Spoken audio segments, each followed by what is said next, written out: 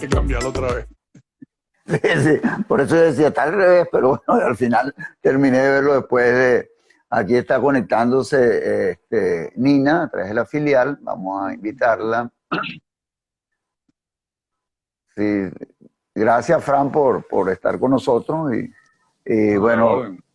hola Nina, buenas Hola, noches, ¿cómo buenas estás? noches, ¿cómo están? ¿Cómo Nina está, doctora? Muy Bien. altamente bien. conocida. ¿Cómo están todos? Todo bien, gracias a Dios. Todo muy bien. ¿Y ustedes? Bien, bien. Bien, bien.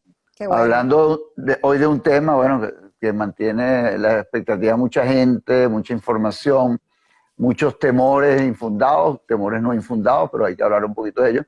Bueno, Nina, yo voy a resumir lo que Nina me mandó, por el currículum de Nina es como el doctor Ford de No, ya no anoche, que hace, bueno, ya no hace falta, no hace falta, ya todos me conocen. bueno, porque yo anoche cuando también hablaba con el doctor Ford, le dije, no, no, no, un amigo de la casa. Y Exacto, así, entonces, así mismo. lo bueno es que Nina es hepatóloga, o sea, que de eso sabe bastante, ¿no? De la parte del hígado, ¿no? Un Y poco, un entonces, Así poco. es. y bueno, Frank, excelente infectólogo, y dentro de un rato, dentro de 3 horas, tenemos con tu amiga Gisbeli Salazar, muy amiga de Nina, creo que son comadres o algo de eso Sí, también. somos Vamos, comadres. bueno, vamos a hablar de alteraciones del sueño. O sea que hoy es Todo todo, queda en familia. todo queda en familia. Bueno, buenas Sí. noches a todos los que se conectan y bueno, vamos a empezar con este tema de la hepatitis aguda severa, ¿no? A raíz de los casos que comenzaron en el Reino Unido, sobre todo en todo el Reino Unido, Irlanda, Escocia, después se pasaron algunos a España y bueno, realmente dentro de los diagnósticos está descartada la A, B, C, D y E y bueno, están implicados un adenovirus, que es el adenovirus 41, pero quisiéramos aclarar un poquito y por lo menos sentir cierta seguridad a la población de cómo poder distinguir o poder en un momento dado saber que es una emergencia, que se puede manejar en la casa y sobre todo, como muchos colegas se conectan, bueno, también aclarar un poquito el término. Para ello vamos a comenzar primero con las damas, con Nina, para que nos hables un poquito, nos des un paseíto por las hepatitis, ¿no? Bueno, como es bien sabido, cuando nos referimos a hepatitis, hablamos de la inflamación del hígado sin de especificar la causa. Una inflamación de este órgano que estamos destinados, o sea, somos responsables a buscar cuál es la posible agente etiológico de esa inflamación.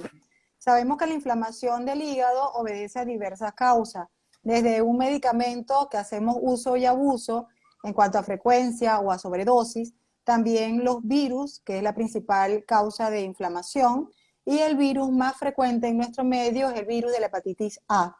Hay otros virus como la hepatitis B, hepatitis C, donde hay un factor predisponente para adquirirlo, como es el uso de un ambiente hospitalario, pacientes que tienen que ser politransfundidos y que, bueno, que muchas veces pasan por alto un despistaje para una transfusión segura, pero es un paciente que tiene un riesgo.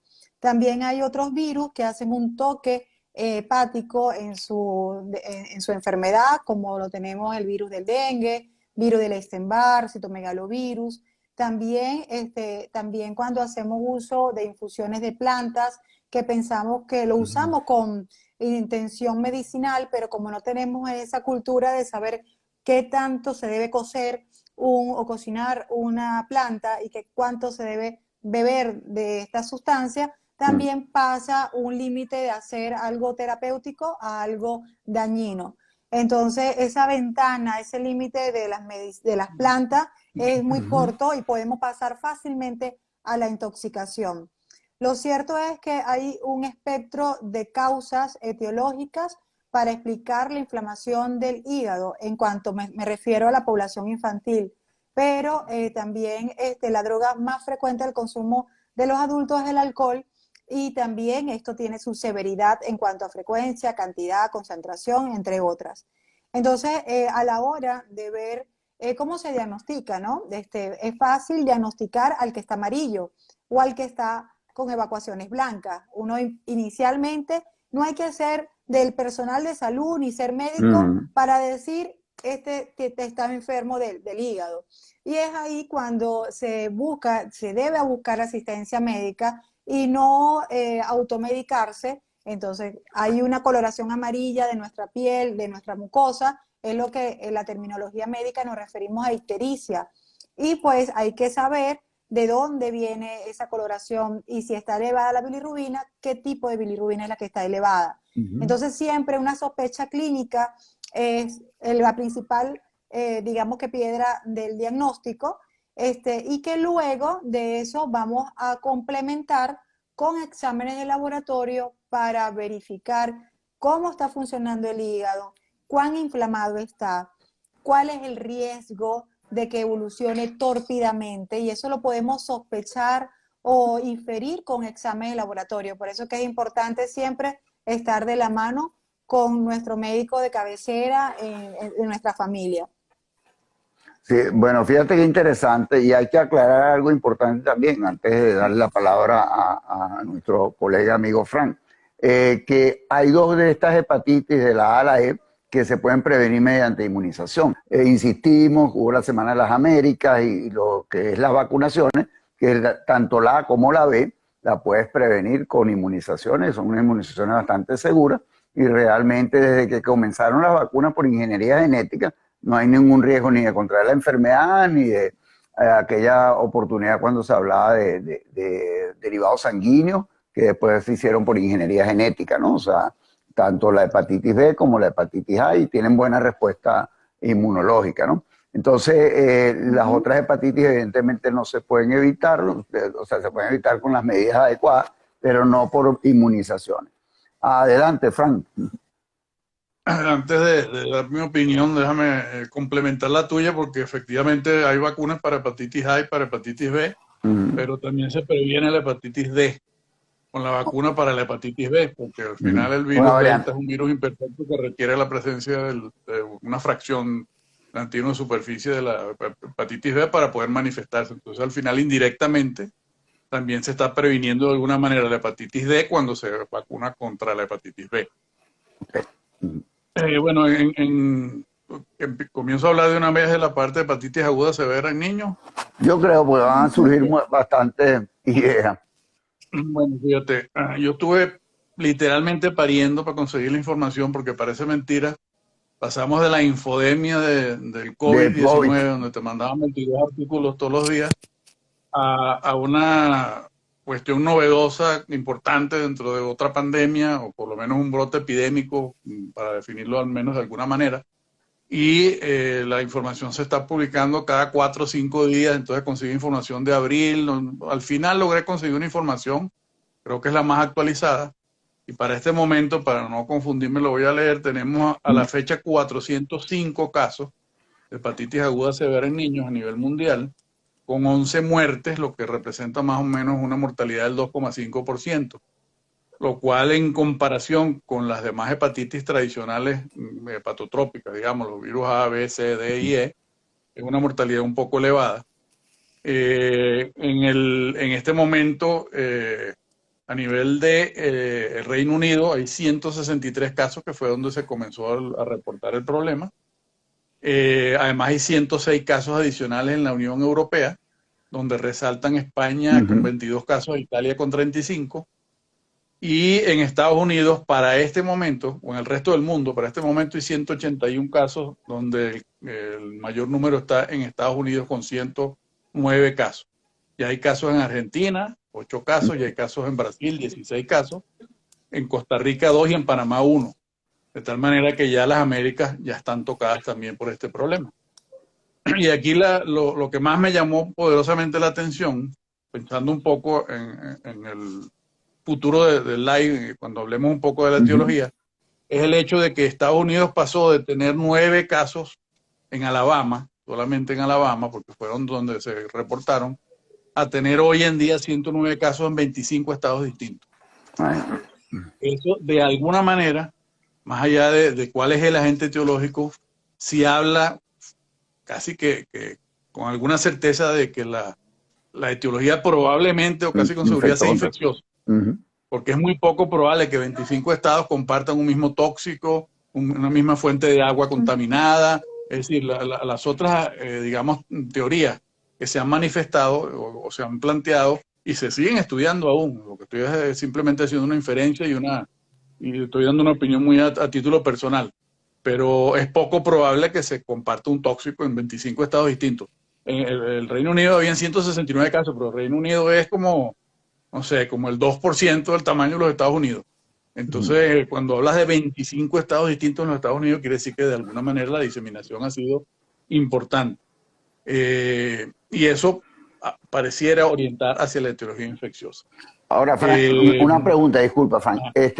¿Grupo etario manifiestan en esa estadística que tú has visto? Sí, o sea, digamos, la definición de caso que se dio o que se maneja en este momento es, para definirlo como caso de hepatitis aguda severa de origen desconocido en niños, es que sean personas sí, personas, porque ya 16 años, menores de 16 años, exacto, que tengan las cifras o sea, que tengan una hepatitis aguda, que además no sea ni por el virus A, ni por el virus B, ni por el virus C, ni por el virus D, ni por el virus E, que tengan las transaminasas por encima de 500. Correcto. Y la otra cosa que se ha descrito. De enero para acá. Exacto, que empezaron primero en abril, la fueron bajando, total que al final ya están en enero. Probablemente haya casos incluso antes de enero. Eso se irá cambiando porque la definición va siendo dinámica. Y esos serían los casos posibles o probables. Después porque no hay definición aún de casos confirmados. Y lo otro que se define son los casos con vínculo epidemiológico, que sería más o menos la misma definición de alguna persona que tenga hepatitis que no sea ni por virus A, B, C, D o E, y que además haya tenido un contacto, un nexo epidemiológico con alguno de los pacientes diagnosticados. Pero la mayoría de los casos han sido menores de 3 años de edad. Más allá de que la definición de casos habla de menores de 16 años, en algún momento habló de menores de 11 años, casi todos los casos que se han reportado han sido menores de 3 años de edad.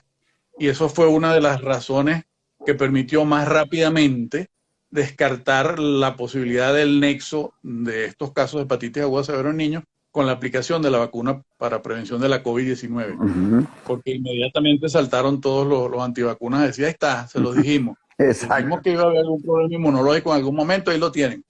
Y entonces una de las cosas que se usó para demostrar que no hay una relación es el hecho de que la mayoría de los niños son menores de 3 años y en esa edad no se está aplicando vacuna contra COVID en la mayoría de los países. Por lo menos no por norma de los organismos de salud del Estado, pues digamos.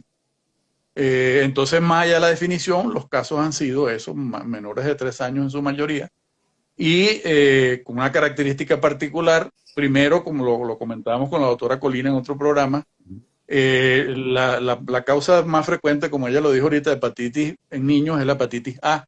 Y la hepatitis A en el 75% de los casos es anictérica. Exacto. En estos casos, el 75% de los casos han sido acompañados de ictericia, cosa que es totalmente al contrario de lo que estamos acostumbrados a ver, pero que facilita de alguna manera el diagnóstico, porque como ella decía, un niño amarillo con heces alcohólicas, bueno, lo diagnostica casi el portero, pues no hace falta tener mucho conocimiento y eso es un beneficio, porque los padres se pueden dar cuenta rápidamente de lo que está pasando y consultar lo más rápido posible para tratar de disminuir la posibilidad de complicaciones, que es la otra cosa que le da el término de severidad. En estos casos, más allá de la mortalidad, que ya vimos que por lo menos en Estados Unidos es el 2.5%, que es elevada en comparación con otras causas de hepatitis, aquí en los casos de Alabama, por ejemplo, eran 9 casos, de los cuales 3 requirieron digamos, atención especial y 2 de ellos tuvieron que ser trasplantados.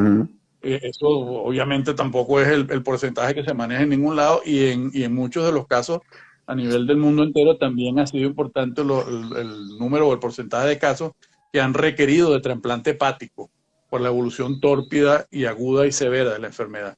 Entonces eso de alguna manera, más allá que no está incluido en la definición de caso, es importante tenerlo en consideración a la hora de aproximarse desde el punto de vista diagnóstico a estos casos de hepatitis aguda severa en niños que se están viendo en el mundo entero. Sí. Y fíjate lo interesante, antes de entrar, Nina, que ocurre en ese grupo etario entre 2 a 3 años, donde realmente estuvieron 2 años encerrados en su casa, evidentemente sin ninguna inmunidad adquirida en la comunidad, etcétera, que también son una de las teorías, ¿no? De las hipótesis que lanza la OMS y toda esa serie de organismos internacionales, ¿no? El hecho de que un niño no haya tenido contacto y por eso cuando se habla del adenovirus, bueno, un adenovirus tan severo a nivel hepático, etcétera. Entonces quisiéramos ver un poquito esa parte que se especula de la etiología, cuando el adenovirus es un virus realmente que no es predisponente hacia el hígado, ¿no? O sea, no es el órgano. Ajá, normalmente el adenovirus puede hacer su toque hepático, pero una elevación cosa transitoria, leve. muy discreta, no eleva más de 2 veces el límite superior normal según los parámetros de referencia de los laboratorios. Algo que se hace tan 50, 60, y eso es totalmente reversible, pero aquí estamos hablando de 500 y pico. impresiones de lesión hepatocelular por encima de 500, muy cercano a 2000. Hablamos en otro programa que los estudios, como dice el doctor, son muy limitados con los detalles en cuanto a los otros paraclínicos. Como estaba, obviamente el que llegó a trasplante tenía que haber llegado con un cuadro de alteración en la síntesis hepática, pero son detallitos que a uno le gustaría saber, la experiencia, para cuando tengamos esos pacientes, ver si hay un factor que se repite, pues utilizarlo nosotros como un factor pronóstico. Sin embargo, no escapa de los datos que ya conocemos por como cualquier otra etiología de hepatitis, ¿no? Evaluar proteínas, tiempo de coagulación, fibrinógenos y tal. Pero sí, una de las teorías es esta, de que 2 niños de 2 años en sus casas y pues sin esa exposición, entonces, bueno, obviamente cuando salen al mundo, pues puede haber alguna mutación, pudiera ocurrir. Estoy de acuerdo con el doctor de que la teoría inmunológica a nivel universal es como poco, ¿no? Entonces es como también es como una teoría, es aleatoria y no creo que se repita, pero sí la teoría infecciosa tendría mucho que ver en esto.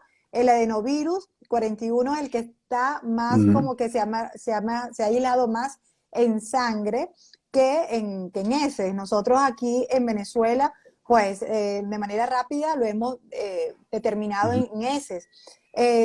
También comentaba que tenemos una información valiosa porque hay una preocupación de qué hacer si tenemos un paciente y ya hemos excluido las causas convencionales y pues en algún momento va a llegar a Venezuela. Entonces, ¿cómo vamos a hacer para documentar? La doctora Flor Pujol, que sabemos que ella es virólogo, pues, y también la doctora Bisi en el Laboratorio de Biología de Virología del IBIC, están afinando todos los detalles para que una vez en esos casos, habiendo excluido, sobre todo principalmente la hepatitis A, pues, y reúna requisitos como que para pensar, activar a través del laboratorio, pedir el apoyo muy cerca para tener esos resultados. Porque si lo hacemos de manera aislada, mira, en una semana nunca nos llega la serología. O sea, sabemos por experiencia, y si es un paciente hospitalario, wow, o sea, 2 semanas, sí. Entonces, no, y eso lo vivimos todos cuando pasamos revista. Y los resultados de la serología, no, doctora, en 15 días. No, doctora, o sea, y eso es tiempo perdido. Cuando uno ve los trabajos de investigación y ve la batería de exámenes que se hacen con una muestra y que inmediatamente tenemos resultados, nosotros, yo digo, wow, qué maravilla, sería grandioso. Estamos en pañales. Sí, pero para los que trabajamos en hospital, o sea, la carencia y la angustia incrementa porque no tenemos los resultados inmediatamente. Inclusive, no sé si les ha pasado a ustedes que hay divergencia de resultados en cuanto a IgM, hepatitis A. En el mismo momento, y se hace por diferentes laboratorios porque a lo mejor el resultado tarda 5 días en el otro, uno sale positivo, el otro sale negativo, siendo la IgM y en el mismo momento. Entonces uno dice, ¿cuál instrumento utilizarán? ¿Será confiable? ¿Y qué reactivos? Sí, El origen de los reactivos. Sí, entonces uno dice, nada, lo voy a tratar como una hepatitis A, pero te queda la duda. Entonces, eso sería importante tener un laboratorio de referencia para, tomando en cuenta esta alerta mundial, para tener un solo protocolo. También es importante saber que como hay una preocupación, la gente se está ocupando, nos estamos ocupando todo a registrar los casos de hepatitis. Antes no había un interés, ahora como hay un interés estamos tratando de aprender la tarea del compañero, que no tenemos la experiencia, ahorita lo que estamos basados en lo que pudiera ser el manejo multidisciplinario en un paciente con hepatitis y que viendo la literatura de la experiencia de los otros, estamos nosotros perfilando qué es lo que deberíamos hacer. pero sería grandioso tener un laboratorio de referencia único y empezar a tener el registro nuestro de los casos de hepatitis. Ahorita todo el mundo está registrando hepatitis, pero antes de Ya, subir esto no había un registro como tal. sí. Sí. Y, Yo sí pienso o sea, más allá de la etiología infecciosa, que creo que definitivamente va a ser lo que se demuestre, y muy probablemente la adenovirus 41F, más allá de que lo que produce generalmente es gastroenteritis y un toque hepático muy leve, probablemente de alguna forma va a estar involucrado porque es el agente etiológico que más frecuentemente se ha Se ha aislado en el mundo repetido. entero, ujú, y incluso en distintos continentes, pues por una parte. Por otra parte, sí creo que de base debe haber algo inmunológico, pero la única etiología que respalda inmunológicamente el hecho de que haya casos en distintas partes del mundo y a la que todo el mundo se ha expuesto ha sido por una parte la COVID-19 correcto. y por otra parte eso que mencionaban ustedes, el hecho de que los niños han tenido prácticamente 2 años, 2 años y pico ya, Encerrado, presos en su aislado. casa sin exponerse a los antígenos naturales que de alguna manera generan respuesta inmunológica natural para que ellos se defiendan ante las enfermedades, y eso a lo mejor asociado a la posibilidad de que el agente patógeno haya variado o en su patogenicidad. Es decir, a lo mejor el adenovirus 41 efectivamente lo que produce es gastroenteritis, pero Ujú, este en particular da un toque exacto. hepático que va más allá, porque no es solo que toca el hígado, porque lo conversamos también con la doctora Colina estos días. Normalmente los virus que producen hepatitis secundaria no elevan tanto las transaminasas, lo dijo Ujú, ella ya, 50, Sí. 60, 100, Ujú. pero más de 500 en un virus que lo que produce es una hepatitis secundaria, o sea que no es ni A ni B, ni C ni D ni E, no es común tampoco. Entonces, pues debe haber también alguna modificación en la patogenicidad del agente etiológico, y eso es muy difícil de comprobar. O sea, ¿cómo comparas tú que ahora el agente etiológico es más patógeno que antes? Bueno, Sí. con los casos que se están presentando, tendrás que asumir que esa es una de las teorías. Ujú. Pero sí probablemente haya algo que hace que la respuesta inmunológica del que sufre la enfermedad sea distinta, e incluso entre los que la están presentando, porque efectivamente hay casos de hepatitis que han llegado a trasplante hepático, pero tampoco han sido todos. Entonces, Ujú. ¿por qué en unos responden tan severamente y con tanta agresividad y en otros no tanto? Bueno, también puede depender de la forma como responde inmunológicamente la persona. A lo mejor la exposición de uno a otro desde el punto de vista inmunológico ha sido mejor o peor o menor o mayor, y de alguna manera han respondido con lo que tienen desde el punto de vista inmunológico, porque además la inmunología es muy particular también. Tampoco se mide así Sí. al voleo en todo el mundo por igual. O sea, cada quien responde con sus características muy particulares a distintos eventos. Sí. Pero sí creo que definitivamente, y bueno, esperemos que se demuestre, porque el adenovirus 41F ha estado proporcionalmente muy por encima del citomegalovirus, de Epstein-Barr, del Ujú, SARS-CoV-2, que se han de alguna manera reportado. La otra cosa importante, y tomo un poco las palabras de la doctora Colina con relación al ejemplo que ponía de la serología para la hepatitis, es que nosotros no sabemos, por lo menos yo no he leído al detalle en ningún reporte, cómo están ellos demostrando que estos niños se expusieron o no al SARS-CoV-2. Porque Ujú. una cosa es que no hayan recibido que haya vacuna, sido pero otra cosa asintomático. es que se hayan Ujú, expuesto de manera natural, hayan hecho ujú, enfermedad desde el punto de vista asintomática u ujú, oligosintomática, que pasó desapercibida, entre comillas. Nunca se les hizo PCR, nunca se les hizo determinación de correcto. rápida de antígenos, y ahora yo no sé si están midiendo simplemente inmunidad humoral, porque acuérdate que una de las cosas que hemos discutido a la saciedad en todos estos programas de COVID Ujú, es que si la vacuna se pone el refuerzo a los 4 meses, a los 6 meses, cuando cae la inmunidad, solamente se mide inmunidad humoral, realmente la inmunidad celular, ¿qué factor juega aquí? O sea, es muy difícil determinar, si no tenemos, por lo menos yo no he leído nada en particular, elementos para que tú te hagas un juicio de decir, no, bueno, pero es que esto lo midieron de esta manera, probablemente por eso no detectaron tantos casos. O sea, Sí. si hay una relación realmente directa entre que estos pacientes que están presentando hepatitis aguda severa ahorita tuvieron COVID-19 o presentaron la enfermedad, bueno, ya se está estableciendo además una relación con un segundo agente etiológico. correcto. Porque sí es menos probable, y eso supongo que sí lo están midiendo más, el hecho de que sea una coinfección, es decir, que la persona esté sufriendo por el SARS-CoV-2 además con adenovirus 41F y haga una manifestación más severa de la enfermedad a nivel hepático, ¿no? Sí, Sí, cuando, no, cuando ajá, ajá, iniciamos a estudiar las manifestaciones gastrointestinales del COVID, pues en niños veíamos la cantidad de receptores en el sistema digestivo y sin embargo eran más para esófago, para intestino y mm, menos para los colangiocitos y más para el hepatocito. y decían que había una discreta elevación y la ictericia no daba lugar. Era algo, como decimos nosotros en medicina, despreciable, porque eran pocos los cambios. Ahora nos estamos enfrentando a niveles mucho más altos y si es COVID, es lo que no, o sea, es otra cosa agregada porque no fue con lo que normalmente aprendimos. Y yo pienso, como el doctor, que, por ejemplo, aquí en Venezuela debería, como protocolo, si tenemos un paciente con esa transaminasa, a pesar de que los valores no son tan elevados, hay que hacer PCR para el SARS-CoV a todos los pacientes, porque si bien sabemos que los casos han bajado, no sabemos de qué se trata. Y creo que ya ahorita la prueba está más accesible y tenemos que estar seguros, o sea, haciendo énfasis en si podemos hacerla, evaluar esa respuesta humoral sería excelente, ¿no? Hacer IgG y hacer la PCR para hablar de infección de contagiosidad. Sería excelente, sería un buen dato para nuestra población. Ahora, fíjate. La otra cosa, Guillermo, hemos hablado de más de 250 manifestaciones de post-COVID.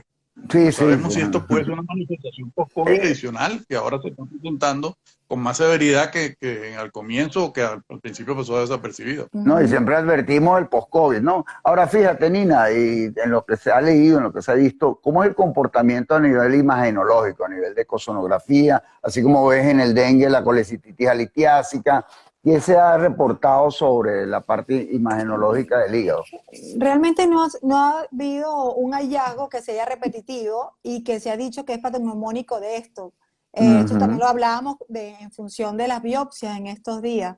Realmente tendríamos que tener un número significativo de pacientes para saber qué se repite para poder adjudicarlo a esta infección de hepatitis aguda grave.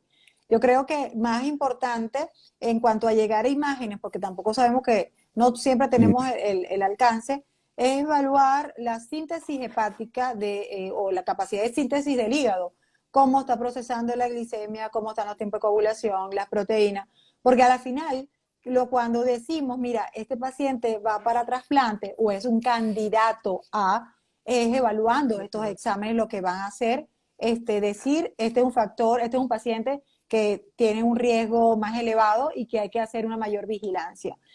Pienso que más es el uso y también que estamos luchando o estamos aprendiendo de algo que es desconocido para nosotros y tampoco deseamos tenerlo cerca, pero sí, pero sí... preferimos aprender de lejos. Sí, no vaya a ser otra pandemia. No. Pero sí es la recomendación del lavado de manos, que no se nos olvide, del manejo adecuado contacto fecal oral crudo, exactamente, de la inmunización. Yo pensaba, si nosotros tuviéramos la vacuna de la hepatitis A de manera gratuita, donde que nuestra cobertura fuera amplia en nuestro país, sería mucho más fácil, porque si está vacunado, está protegido, tiene anticuerpos, vamos a incluir otras cosas. Mínimo porcentaje. Sin embargo, siendo una enfermedad prevenible, aún es lamentable que no tengamos una cobertura amplia, ¿no? Yo en mi consulta, cuando hablo de vacunas, claro, hablo según el esquema de la sociedad, del ministerio. A veces creo que es un poquito difícil porque el paciente puede pensar que uno está haciendo como negocio, ¿no? Por la vacuna que no están contempladas. Sin embargo, le dicen, mira, esta es la mejor inversión que tú estás haciendo y dentro de las prioridades siempre le doy hepatitis A.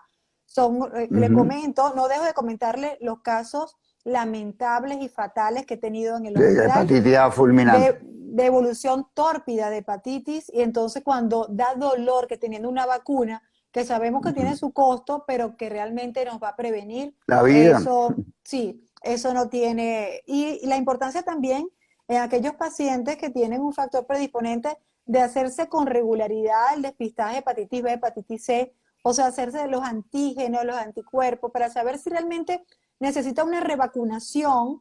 Eso se nos pasa y eso es importante también tomarlo en cuenta a la hora de hablar de hepatitis. Bueno, pero fíjate algo importante cuando hablas de esa parte inmunológica, ¿no? De la respuesta inmune a la vacuna. Muchos pacientes son hiporrespondedores aún ante la enfermedad que sí se protegen, pues. O sea, entonces también sería como algo así de revacunar por revacunar y estás como más seguro, ¿ves? Pero hay muchos pacientes y entre ellos hay unos cuantos cirujanos conocidos que cuando se iban a hacer la carga de anticuerpos realmente era negativo, o sea, no, como que si nunca hubieran tenido contacto con la inmunización, pero evidentemente le ponían un esquema de 3 dosis nuevamente de hepatitis B y volvían a salir negativos la respuesta IgG al tiempo de aplicación de la vacuna. Entonces también es complejo, depende de la respuesta humoral del paciente, ¿no? No sé, Frank, ¿qué tienes al respecto con respecto a esa respuesta de hisporrespondedores? Bueno, lo que eventualmente estaba descrito, yo recuerdo no sé si cuando yo entré, pero por lo menos unos años después, cuando se ingresaba al posgrado del Elías Toro en pediatría y el Hospital de Niños en infectología, uno de los requisitos era la cartilla de vacunación. Pero como era personal de salud, iba a estar expuesto con una frecuencia mucho mayor que cualquier persona común. Se le pedían los anticuerpos, o sea, no solamente que estuviese vacunado, sino que demostrase con Que había anticuerpos respuesta a la que vacuna. había respondido, o sea, no era un hiporrespondedor, como planteas tú.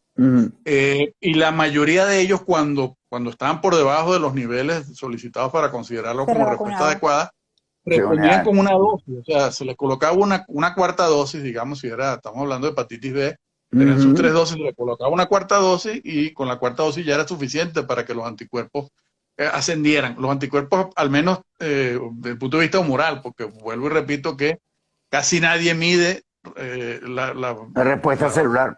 O la respuesta celular ante estas vacunas, que también la hay, que también forma parte de la inmunidad. Uno no responde nada más con anticuerpos, responde además con inmunidad local, o sea, factores en piel, mucosa, epitelio, moco, etcétera. Hay muchos otros factores adicionales de inmunidad que no son representados exclusivamente por la inmunidad humoral obviamente por la inmunidad celular. Ahora fíjate, te agrego algo más porque yo estuve, gracias a Dios, cuando entré a la dirección médica del laboratorio de SUOS, en aquella oportunidad por el difunto, nuestro amigo el doctor Kenneth Gibson, se estaba haciendo un trabajo con los niñitos del INAN en aquel momento, con 2 vacunas, la de Berbiovac, que era una vacuna de origen cubano, y la Engerix-B, donde había más experiencia. Y una de las cosas que veíamos, que una de las 2 vacunas producía mucha respuesta al principio, pero caía en el tiempo. Lo que tenía, por ejemplo, la de Glaxo, que te mantenía mucho más tiempo, porque, bueno, tenía más años en el mercado y tú podías medir a 5 años, a 6 años, lo que no podías hacer con la de Berbiovac. Pero entonces también esa respuesta cae muy rápido y realmente no hay la protección que uno pretende, ¿no? Entonces también es importante el momento que se vacunó el paciente, ¿no? Entonces, sí, Nina, ibas a decir algo. No, es que es importante reforzar el esquema de vacunación, revisar siempre, y pues el hecho de que no tengas ningún factor predisponente, hacerlo con regularidad. Yo recuerdo que cuando empecé a hacer patología, la verdad, ver tanta gente en lista de espera, eso angustia. Y inmediatamente empecé de manera una vez al año a hacerme la determinación. Y eso es angustiante, ¿no? Porque uno dice, Dios mío, pero realmente sí, es angustiante y hay que hacerlo. Y sobre todo en los pacienticos que son inmunosuprimidos, que lamentablemente necesitan transfusiones, transfusiones, y esto siempre pensar. Claro, también es importante aclarar algo, que no hay hepatitis A crónica. Ok, eso es importante, que toda esta infección se autolimita, y eso no tiende a la cronicidad. Y que la hepatitis B y C, si tienen 2000 de transaminasa, no piensen que es hepatitis B y hepatitis C. Estos son cambios, elevación también muy discreta, y que se diagnostica de manera buscándola, porque no es tan expresa como lo que puede ser la hepatitis A. Ahora, Nina, te preguntaría, el hígado graso que a veces eleva las transaminasas sin más clínica, ¿cómo diferenciaría? Porque puede haber 100 y pico de transaminasas y es un hígado graso, no es una cuestión infecciosa. Sí, bueno, ahí hacemos el uso del recurso imaginológico, un eco abdominal sin tener, o sea, digamos que sin predisponer al observador, que es el ecosonografista, simplemente que haga el eco, porque si le decimos, mira, tiene transaminasas altas, Claro, tiene lo sesga, una lo sesga. condición, sí, entonces, y realmente el diagnóstico ecosonográfico tiende a ser un poquito, digamos que subjetivo, ¿no? Porque eso va a depender de la ecogenicidad del De la parénquima, experticia. de la visualización de los vasos, la Su comparación con muerto otro tiene doliente. parénquima, sí, entonces con parénquima, vaso, entonces realmente eso y además del perfil lipídico, o sea, es otro enfoque y de verdad yo no he visto hígado graso con transaminasa en 500, o sea, Exacto, siempre ciento lo y pico. más, menos, sí, yo creo que por 6 No, veces casi sobre el siempre límite menos del superior doble. normal. O sea, Sí, sí, y son muy discretos. Y eso también tiene que ver muchísimo. Es que el tema de la hipertransaminemia también es otro punto, ¿no? Porque inclusive el sobrecrecimiento bacteriano intestino delgado, el uso reciente de antibióticos, sobre todo amoxicilina de ácido clavulánico, la misma citromicina, que últimamente se ha utilizado mucho, hacen hay muchos elevaciones de de los transaminasa. medicamentos para pacientes con patologías crónicas, antihipertensivos, Sí. semejantes orales. Al final, de alguna manera, casi todos los medicamentos se metabolizan a nivel hepático y eso pudiera eventualmente incrementar discretamente las transaminasas. Y la cefaloponina de tercera, ceftriaxona, que reproduce el barro biliar y todas estas cosas que te alteran la parte hepática, ¿no? O sea, es bien importante mantenerlo en esto. Ahora, ante una eventualidad, brote a nivel Venezuela, tenemos colegas, tenemos público en general, ¿qué es lo que debemos estar alerta? Sería interesante más o menos para que nuestros colegas pediatras, que son los que te van a referir al infectólogo y al Sí. hepatólogo, o sea, ¿qué deberíamos ver nosotros como pediatras? Sí, lo principal es que tenemos que trabajar en equipo. Infectología, gastroenterología, hepatología, el pediatra, todos debemos que tener unir esfuerzos para poder llegar a actuar rápido. Más allá de justificar, es el actuar rápido. Por ejemplo, si hay alguien en el interior que ya le hemos excluido hepatitis A y serología, y sin embargo la evolución es muy rápida, puedes hacer el contacto con nosotros aquí en Caracas para hacer el enlace con la gente del IBIC, que está, la manera de mejorar un laboratorio va dada por la cantidad de muestras que van procesando y van perfilando. Un laboratorio no se hace sin muestra, o sea, un laboratorio, el trabajo de un laboratorio se va perfeccionando dependiendo de los resultados. De hecho, la doctora Bici decía, oye, creo que vamos a tener que pedir suero y sangre completa, porque eso también es diferente, y una muestra de esa. Entonces, en la medida que vayamos haciendo ese laboratorio, se Ampliando. vaya ampliando, recibiendo muestras, van a haber cosas que van a decir sí o no, y ese laboratorio se va a hacer mucho más confiable los resultados, pero tenemos que hacer uso de este recurso y que, bueno, tenemos que mantener la calma o indudablemente, pero actuar.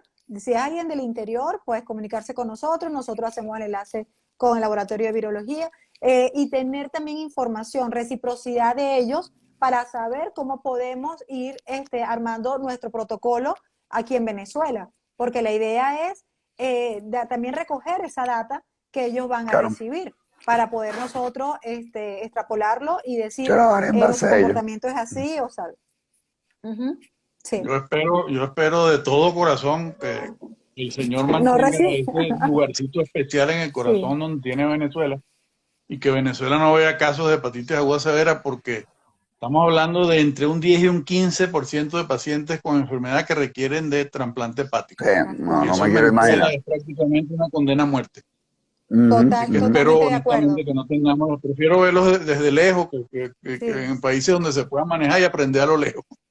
Sí, totalmente de acuerdo, Doc, totalmente. Como decía, y como dice mi mamá, que Dios nos vea con ojo de piedad y Así es. realmente amén. no tengamos que tener esa experiencia, porque es muy lamentable. Sí, ahora también la parte de los medicamentos, hablábamos anteriormente, un medicamento tan usado y tan maltratado en el uso como es el acetaminofén, que es altamente hepatotóxico a dosis alta, ¿no? O sea, Sí. la gente repite la dosis, el niño vomita, el adulto igual. O sea, realmente también pudiera tener algo que ver en la génesis de todas estas patologías hepáticas actualmente, ¿no? Bueno, la verdad que para la Pero la la opinión de la frecuencia, doctora que es experta para dar la mía. pero fíjese, dada la frecuencia del uso del Ujú. acetaminofén, los datos de intoxicación por acetaminofén, en mi experiencia han sido pocos, han sido de verdad que todo el mundo Es que utiliza la acetaminofén. Pero, dosis tóxica es mucho más alta que la dosis terapéutica. O Sí, sea, pero, es muy poco totalmente ocurre probable. por confusión, por accidentes de un niño que se traga Exactamente. todo el medicamento, pero por abuso de los papás es muy poco. Yo siempre también aprovecho, si hay papás que nos están siguiendo en la audiencia, que cuando haciendo uso de WhatsApp, doctora, el niño tiene fiebre, pues siempre tienen que recordarnos la presentación del acetaminofén que tiene, si exacto, que viene en tantas jarabe, veces. si en gotas, la concentración, El porque jarabe, que son sí, diferentes en cada uno. y una cosa que es, por ejemplo, ¿de cuánto es? De Sí, 120 ml. no ha Entonces, no, unificado ese valor mamá, o sea, la 180, 150. concentración. Y entonces, bueno, eso es, yo digo, importante. Peso y la presentación, porque ahorita, bueno, ¿se acuerdan que también hubo una época donde las medicinas era difícil de conseguir y había mucho acetaminofén que ni conocía, que sí es 120, 150, 160, 180. Sin Y marca, exacto. sí, sí. No. Entonces, eso es importante, saber que la medicación en pediatría es ponderal y dependiendo también de la concentración. Pero la intoxicación por acetaminofén, en mi caso, han sido muy pocos casos, considerando la Sí, frecuencia sí. del uso del medicamento.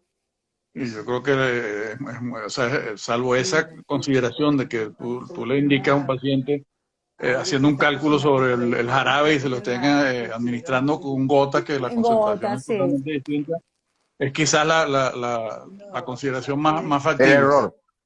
La otra cosa sería hablar un poco ya que menciona medicamentos, del tratamiento. Déjame moverme un poquito porque no oigo bien aquí ya. Que hoy estoy transmitiendo desde un lugar que no es el clásico porque mi hijo está en una entrevista de trabajo, entonces no Ah, quiero bueno. molestarlo yo ahí con él. A, la, Entonces ahora, a las 10 se muda de nuevo. no, ya gracias a Dios, de una entrevista de 4 de la tarde, de 3 de la tarde, pero a las 7 ya Ok. debe haber terminado. O sea que para el de la noche creo que sí puedo transmitir allá. Pero entonces Lourdes estar hablando con las hermanas, entonces me vine para el baño, así que voy a traer. Pero otra Hay cosa, una- digo, que la gente pregunta mucho, Guillermo, sobre el tratamiento de la hepatitis en Ajá. general, pero en este caso una hepatitis aguda Sí, específica sí. severa. El tratamiento en general de las hepatitis es sintomático, o sea, por lo menos de las más comunes. La hepatitis A, que es la que más comúnmente vemos en niños, se trata sintomáticamente. O sea, el paciente, cuando tiene los factores de riesgo que mencionó la doctora al comienzo, alteraciones en los tiempos de coagulación, del fibrinógeno, vómitos incoercibles, deshidratación, alteración de estado neurológico, o sangramiento evidente, pues se hospitalizan. Pues. Pero la mayoría ni siquiera requieren hospitalización, se manejan en su casa con líquido, dietas lo Correcto. más sanas posible, reposo, hasta que la enfermedad vaya cediendo. Y el control normalmente se hace con valores transaminasa, con los tiempos de coagulación, para saber cómo va la evolución del paciente. En el caso quizás de la hepatitis B, bueno, dependiendo de la severidad y ya se avanza a formas crónicas, pues ya hay la posibilidad de manejo más complejo. Probablemente la doctora sepa más de eso que yo, con manejo del paciente con interferón o con drogas específicas para el manejo, o antivirales específicos para este tipo de patologías, pero al final prácticamente todas terminan o en trasplante hepático o sometidas digamos, a procesos de larga data para el tratamiento de ello, que no es lo más común, sobre todo en niños, porque los factores de riesgo asociados a hepatitis B, por ejemplo, y C generalmente, el niño se expone más tardíamente a ello, pues son enfermedades transmitidas por secreciones que se contagian a través de la vía sexual, o sea, infecciones de transmisión sexual, o por sangre, o compartiendo jeringas en pacientes con drogadicción, etcétera, que digamos llegan a la vida de un niño un poco más tardíamente, salvo que el niño tenga abruptamente, por ejemplo, un niño que se le diagnostica una anemia drepanocítica, que es severa, que hace Claro. crisis de secuestro Hay esplénico, que hay que secuestro. transfundirlo en algún momento, lo tiene que transfundir y no tenía los factores de riesgo previos, pero de resto las otras cosas se van adquiriendo más tardíamente, pues, ¿no? Sí. Y Mira, no hay medicamentos específicos y al contrario, ahí hay que exacto. rescatar un poco el mensaje de la doctora al comienzo sobre todo con las hierbas, porque sabemos la relación tan directa Lo de que las hay. infusiones, que hablamos el otro día con la doctora Lidia Machado. Y infusiones, entre ellas la de raíz de onoto, que es muy Sí, un popular en el tradicional, pueblo sí. venezolano, que es terrible. Mira, aquí quería comentar algo jocoso, pero dice Fer Chris Garp, preguntaba por la salud de Fran, porque lo vio acostado ahí reposando. Entonces era porque su hijo estaba ahí. Entonces él dice, el doctor Valeri está excelente, Dios gracias. Aparte que el doctor es un cantante ranchera y lo hace muy bien, lo felicito, doctor Frank. Bueno, todos lo pudimos ver en el Muchas gracias, Facebook. muchas gracias. Todos lo pudimos ver cantando ranchera. Así que, Nina, cuéntanos. No, bueno, en relación al tratamiento, como decía el doctor, ahorita, si bien estudiamos el agente etiológico causal de esta hepatitis aguda severa, menos sabemos aún de que cuál va a ser el tratamiento que va a estar en función de eso. Sin embargo, si hablamos de hepatitis A, déjenla solita, no es necesario vitaminas, no es necesario comer más dulce de lo habitual. Exacto. No comer dulce, que le quitan los dulces a los niñitos y un poco de chocolate, sí, broma. sí, entonces simplemente una alimentación balanceada, mucha hidratación y guardar el aislamiento en casa porque pues obviamente el contagio es a través de las heces. Exactamente. Entonces limitar ese contagio y por esa razón tampoco se hospitaliza en nuestros hospitales porque podemos manejarlo en casa, salvo algún factor de riesgo, como recalcando lo que dice el doctor, de hipoglicemia, hipolbuminemia, tiempos prolongados, que tenga que tener signos de alerta, pues que obliguen a estar. Con los otros virus, pues el virus Epstein-Barr, citomegalovirus, y sobre todo con el citomegalovirus, ahí también tiende a confundir, y el doctor Valeri te puede contar alguna experiencia al respecto, que cuando hay una inflamación hepática y no consiguen causa y le hacen una IgG al citomegalovirus y sale la IgG positiva, entonces dice, nada, tiene una infección por citomegalovirus. O está saliendo. Exactamente. Sí, pero como tiene, entonces hay peores remedios que la enfermedad y bueno, por ahí se extiende. Entonces eso también, ¿no? Tenemos que hacer buena interpretación de los resultados, porque a veces los resultados tienden a confundir más que aclarar el norte del diagnóstico. Entonces, cuando uno llega y ve y dice, recibió tratamiento para citomegalovirus y uno ve que es una IgG y dice, por Dios, pero si estaban tan seguros que era porque no le hicieron una carga viral, ¿no? Claro, entonces, es una cosa que tú dices, bueno, ya a esta altura no debería haber confusión acerca de IgG, IgM, y si es realmente el inductor. Como título de acto, doctora, que trata todo el mundo. No, todo le sale elevado. Los antígenos febriles. Wow. O sea, de verdad que uno dice, bueno, respira profundo y dice, si lo hicieron es por desconocimiento, entonces uno vamos a enseñar a buena interpretación. También el otro importante a los colegas, no pidamos pruebas que no sabemos interpretar, porque gastamos recursos y lo que hace es aumentar más la duda diagnóstica. Todo el que pide un examen es porque es capaz de interpretarlo de manera correcta. Entonces, eso es algo que es importante para nosotros, para poder ensamblar el diagnóstico, ¿no? Y bueno, volviendo al tratamiento por ahora para hepatitis A sintomático, reposo, evitemos llegar al cuadro de la hepatitis A. El baño, le cerraron el wifi para el baño. Debe volver a entrar. Ajá. Seguramente, ojalá que lo haga. Ajá. Y bueno, nada, el tratamiento básicamente va a estar dirigido al agente etiológico. Si hablamos de hepatitis aguda severa, todavía estamos en mira buscando cuál por la posible causa. Ahora fíjate, Nina, y ahorita que está entrando Fran en este momento, porque ya lo acepté, aquí el doctor Jesús Rojas desde Canadá. Fran, yo creo que te cerraron el wifi para el baño, no tú ves que la intermitencia del internet no es un problema venezolano. No, pero si ayer desde San Petersburgo, por allá con el colega también se le iba la señal, imagínate. O sea que teníamos nosotros mejor señal que ellos. Mira, el doctor Jesús Rojas dice, en vista de una eventual llegada de esta hepatitis de etiología desconocida ¿Han pensado en algún protocolo tentativo para implementar?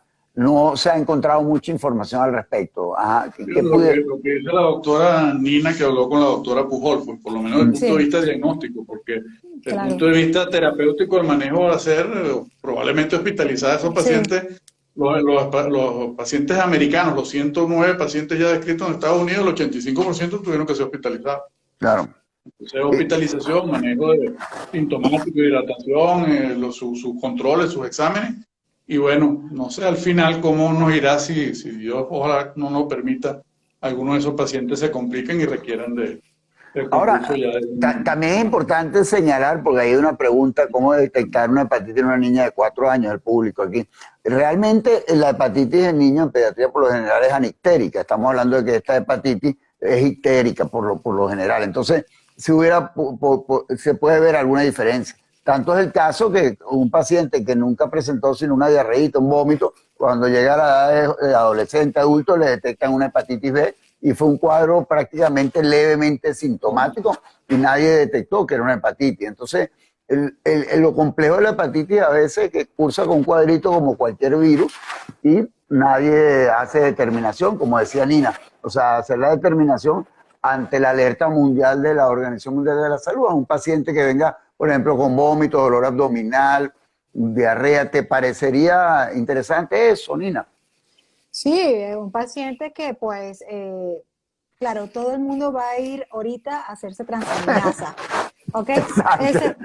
Eso no tampoco es, yo creo que lo importante de esto de nosotros como ser orientadores de qué es lo que está pasando, de informar, pero de mantener la calma y pues aquel paciente que curse con síntomas que no son habituales, que salgan ya de un cuadro viral esperado, que normalmente uno dice, bueno, 3 días y listo, aunque no sé si les pasaba antes de la pandemia, uno decía, es una infección viral, tranquila, y uno relajado. Ahora Ahora dice que es una llegó el infección COVID. viral y no, o Todo el sea, mundo corre. esto es COVID, ¿no? Entonces suele pasar, pero mantener la calma, las transaminasas pienso que es un examen que debe estar incluido en todos exámenes En de todo rutina, perfil. sí, en un todo perfil, perfil. en todo perfil. Mm, Eso, ese control de yo estoy de acuerdo. laboratorio que le hacemos al primer año, a ver cómo está nuestro nené, como control de niño Mm, sano, incluir las transaminasas. Y pues correcto. en ese examen que nosotros hacemos, que nos encanta hacer un perfil 20, bueno, incluir las transaminasas para ver, sea la edad que sea niño, sea escolar, adolescente, adulto, anciano, siempre estar pendiente de su hígado. Sí, aquí yo no creo que haya problema inicialmente, es decir, si vas a cumplir con la definición de casos, los pacientes con 500 de transaminasa e ictéricos o sea, lo vas Va a a ser más sencillo. diagnosticar rapidito. El problema es Mm, cuando los tengas que hospitalizar y vayas a empezar a descartar hepatitis A, B, C, D, E, el vayas a tiempo que va a pedir, demorar. porque transaminasas y tiempo de coagulación, yo creo que todavía se consiguen en los hospitales, pero Sí, lo que sí. vayas a pedir amonio, fibrinógeno, Ah, ya se te empieza a complicar y si el paciente se complica, tiene que ir a una unidad de cuidado intensivo y después va a necesitar trasplante ni te Conseguir el cuento. cupo y todo. Y no. después lo peor es el trasplante, ¿no? Ajá. Dios no cuide, de verdad. Sí. Aquí, por ejemplo, Otto Rafael Rangel dice, creo que cuando aparece algún niño con hepatitis A se corre la voz a algún colega. ¿Ha tenido algún otro caso? Gracias, muy buena la charla. O sea, O sea, si ha bueno, habido yo pienso, ajá, contacto, con hepatitis A. él quiere saber si hay vínculo epidemiológico entre casos de Mm, hepatitis mm, A. mm, No, yo Indudablemente, lo que entiendo que está ajá. preguntando es si sabemos de casos de hepatitis A, que normalmente se corre la voz. Creo que es lo que está tratando de preguntar, no O estoy sea, seguro. en la bueno, actualidad no ha habido un incremento más de lo esperado. O sea, realmente no he tenido en este año hepatitis A. No, también me pasa que son los pacientes con un comportamiento bifásico o de la hepatitis A. Entonces son pacientes que hacen un curso prolongado pues porque ahí o hacen una evolución tórpida y esos pacientes después revierten, ¿no? Pero como hepatitis A, de caso más esperado de lo que estamos acostumbrados, de mi parte no ha habido un reporte extraordinario. No, y me gusta lo que está hablando Nina y eso, porque hay que recordar en el pasado que se hablaba de la hepatitis buena y la hepatitis mala. Yo pienso que todas las hepatitis son malas, hasta no demostrar lo contrario, y por ende hay que tener los cuidados necesarios, sin tratamiento, sino sintomático, pero hay que estar en observación de ese paciente, ¿no? O sea, porque la Sí. gente dice, no, yo no me vacuno contra la hepatitis A, pues la hepatitis A es la hepatitis buena. Resulta que esa hepatitis tan buena puede ser fulminante. Y eso es interesante. Sí. Ujú. Y es bueno aclarárselo a la población. Bueno, nos quedan 5 minuticos. Vamos a ir cerrando. Me encantó porque hubo mucha participación del público. Y bueno, esto lo puedo yo compartir en el feed de Nina o en el feed de Frank para que también esté pegado. Vamos a cerrar con Nina. Primero, recomendaciones, generalidades para esos tips necesarios para la culminación de este live. Sí, recordar que la medicina, la mejor medicina es la preventiva, el lavado de manos, el aseo adecuado o la manipulación de los alimentos. Si son personas que trabajan con comida, sean responsables, si se sienten mal, si creen que hay un color más acentuado de lo esperado, no vayan a trabajar, haga su examen para evitar el contagio y la proliferación y la propagación, perdón, del virus. Vacúnense, hagan una buena inversión de su dinero en pro de su salud, que es la inmunización. A los colegas, si están en el interior y tienen un caso que les presente dudas, no tengo la experiencia de este caso en particular, pero sumando conocimiento podemos tomar la mejor decisión y hacer la escalada de contactos adecuados para tener un diagnóstico rápido, oportuno y limitar el daño. O sea, estoy a la orden, ya por el Instagram, a través de la filial o mi Instagram personal. Trabajo en el Hospital Militar, la unidad de gastropediatría. O sea, unidos somos más en el sentido de unir conocimiento y de contacto. Nosotros en Venezuela somos un país de contacto. Conozco a fulanito, acá, él me puede hacer esto, llámame rápido para ver cómo va el resultado. Y en ese actuar hacemos interdisciplinario. Interdisciplinario. Sí, verdaderamente. Cuando uno está en España, como tú y yo, 3 meses y no tienes contacto con nadie. En cambio aquí, hola Nina, hola Fran, vamos a resolver tal cosa. O sea, eso es lo importante. Adelante, Fran. Bueno, fíjate, antes de cerrar mi participación, aquí hay una pregunta. Ajá, la hepatitis. Buenas noches. Una pregunta, si los niños están vacunados de A y de B, ¿igual puede darles hepatitis?